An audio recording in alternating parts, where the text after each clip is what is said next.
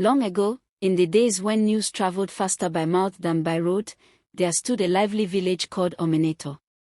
Amanato was not the largest village in the land, but it was the noisiest, especially on market days.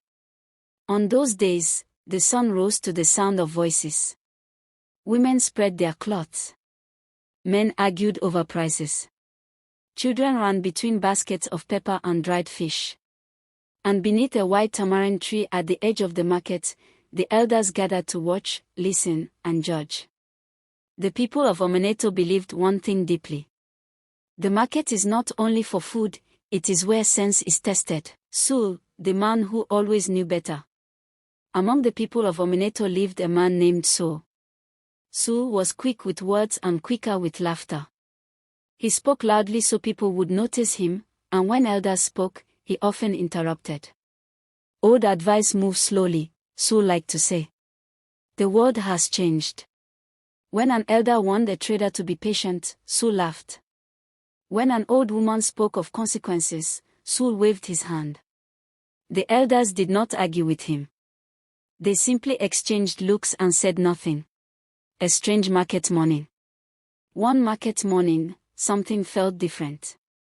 A thin old man entered Amanato quietly, leaning on a walking stick. He did not shout. He did not bargain. He greeted no one loudly. He walked straight to the elder's tree and placed a small woven basket beside him. The basket was covered. People noticed. "Who is that?" someone whispered. "Is he a trader?" another asked. The old man cleared his throat and said calmly, "Today, wisdom has come to the market." Laughter rose like smoke. Is wisdom sold by measure? Can it be weighed like salt? The old man smiled. The first test. A young woman stepped forward, curious. "What does wisdom cost?" she asked. "Only attention," the old man replied. He lifted the cloth slightly. Inside the basket was a mirror. The woman looked. She smiled shyly, nodded, and walked away quietly. An elder murmured, "She listens." Not everyone was comfortable. A proud trader came next. He looked into the mirror and frowned. "I see nothing special," he scoffed and walked away angrily. Soon, people began lining up, laughing, whispering, challenging the old man. Some left thoughtful. Some left irritated. Some refused to look at all. The elders watched in silence. Sul steps in. At last, Sul pushed forward. "Old man," he said loudly, "this market has enough noise without riddles. I already know myself." The crowd laughed. The old man uncovered the mirror and held it steady. Sul leaned in confidently, then froze. What the mirror showed. At first, Sul saw himself as he always did. Standing tall, talking fast, surrounded by people. Then the image changed.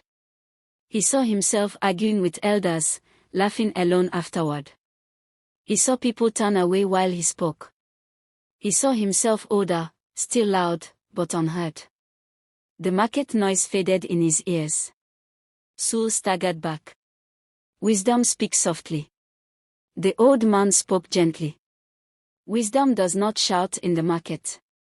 It waits to be noticed. Sul said nothing. For the first time, he had no words. The stranger leaves. As suddenly as he arrived, the old man covered the basket, lifted it, and walked away.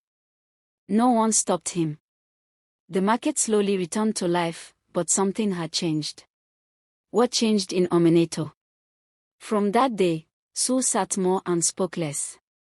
When elders talked, he listened. When children argued, he paused before speaking. People noticed. The elders smiled. And in Amanato, a new proverb was born. Wisdom visits every market, but only stays where it is welcomed. A loud voice may fill the air, but only wisdom feels alive.